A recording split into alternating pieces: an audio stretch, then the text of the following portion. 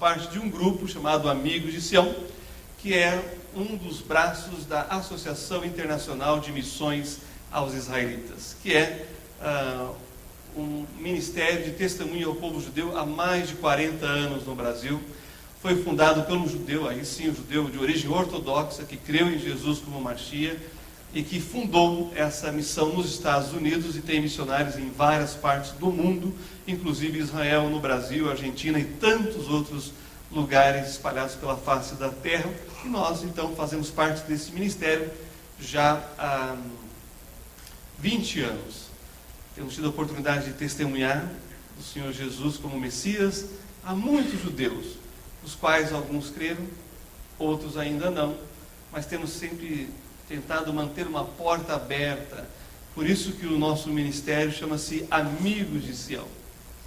Sempre nos apresentamos como Amigos de Sião. O nosso fundador aqui no Brasil, o pastor Thomas Gilmer, até atentado sofreu, porque ele sempre foi um amigo de Sião, ele sempre defendeu Israel, e ele foi ameaçado publicamente. E se vocês forem visitar o Templo Batista de Indianópolis, onde funciona também a nossa missão, a IME e os Amigos de Sião, você vai perceber que tem duas folhas de portas de vidro de um lado e uma outra do outro lado. E no meio uma parede de concreto. Ali era uma porta de vidro também com duas folhas. Então, quando ele sofreu o atentado, a pessoa atirou da rua, dava acesso ao templo, na porta do meio de vidro, que dava em direção ao púlpito. A bala ricocheteou dentro do templo, estava em reforma, e caiu no banco do lado de uma criança. Então, esse é um pouco da história dos Amigos de Sião, nesses mais de 40 anos aqui no Brasil, onde, só para encerrar essa parte, claro que Deus tem feito novas coisas maravilhosas como essas. Nós também tivemos um outro pastor, que foi o obreiro dos Amigos de Sião, e numa manchete de uma revista judaica, ele aparece como caçador de judeus, que falava abertamente de Jesus, claro, não de uma forma agressiva, mas criando amizades e relacionamentos, mas sempre presente na comunidade judaica, como até hoje nós somos convidados para participar de eventos promovidos pela várias das instituições judaicas, como a Federação Israelita do Estado de São Paulo, também a CUNIB e outros órgãos da comunidade. Eles aparecem então na capa como caçador de judeus. Passou-se um pouco de tempo, ele se tornou articulista da revista O Hebreu, uma das mais famosas, que depois passou para ser incorporada na revista Shalom, que existe até hoje. Então, durante anos, ele escreveu na revista que tinha ele como capa. Então, são coisas que Deus faz, porque nós realmente somos amigos de Sião. Não somos só amigos dos judeus de Sião, no sentido daqueles que creem em Deus, mas dos ateus também, dos judeus ateus. Porque nós temos realmente esse compromisso de ser amigo dos judeus, independente da fé que eles possam vir a ter. Que esse é o compromisso da igreja, em defender o povo judeu. Porque nós temos toda a revelação e sabemos a parte que nos cabe. E é por isso que projetos como Sim Israel e tantos outros têm esse propósito de edificar, esclarecer e ensinar a igreja a como amar o povo judeu, e é isso que nós queremos ajudar a contribuir nessa conferência, tá certo? Muito bem, então, feita essa introdução, vamos ficar em pé e abra sua Bíblia no profeta Jeremias, capítulo 31, versículo 3. E eu quero responder essa pergunta que julgo ser muito importante. Israel é a nação eterna? Sim ou não? Vamos ver biblicamente. Porque não vale a pena apenas expressarmos os nossos sentimentos, emoção, ou o nosso achismo, e sim o que a palavra diz. Como crentes em Jesus e crentes na palavra, nós temos que saber o que ela diz acerca desse assunto, tá bom? Então, vamos deixar a palavra e a história falar por si mesmo, tá certo?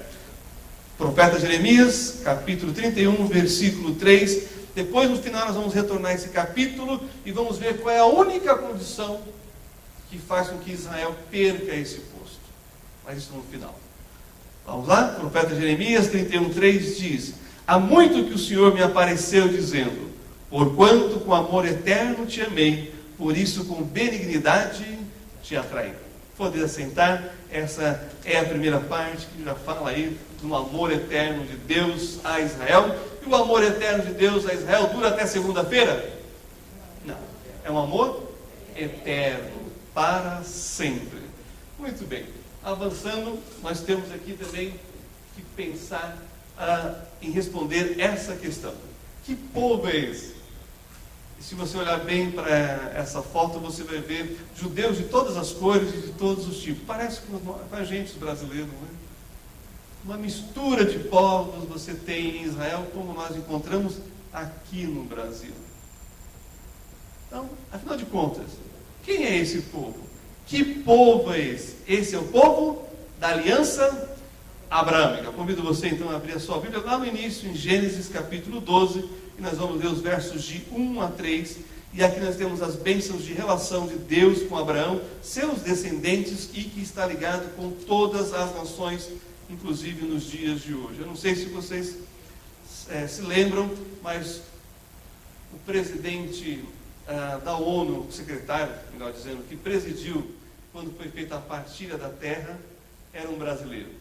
Isso foi no dia 14 de maio de 1948, não é? E vocês sabem o que aconteceu 2 anos depois? Nós descobrimos o petróleo. Está fazendo aniversário, não sei se vocês já viram a propaganda da Petrobras. Abençoe Israel, será abençoado por Deus. O petróleo é nosso, esse era o slogan quando o Brasil se descobriu capaz de poder explorar o seu próprio petróleo. Isso no início dos anos 50. Tá certo? Muito bem. Mas Gênesis capítulo 12, versos de 1 a 3, que nós vamos ler, continua em vigor nos nossos dias, inclusive. Diz assim: ora, o Senhor disse a Abrão: sai-te da tua terra, da tua parentela e da casa de teu pai, para a terra que eu te mostrarei. E far-te-ei uma grande nação, e abençoar-te-ei, e engrandecerei o teu nome, e tu serás uma bênção, e abençoarei os que te abençoarem. Para por aí?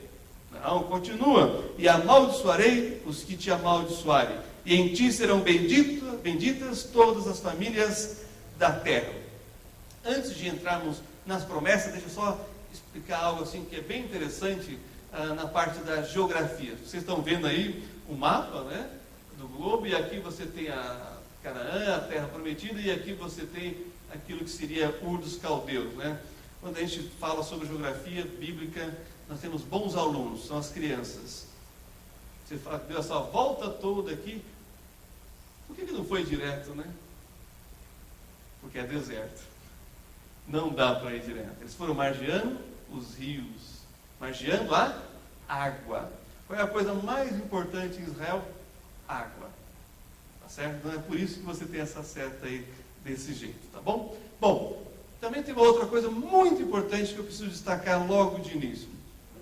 Quando nós falamos dos 70 anos de Israel, nós temos uma coisa que é muito importante, que é essa bênção de relação: abençoarei os que te abençoarem e amaldiçoarei os que te amaldiçoarem.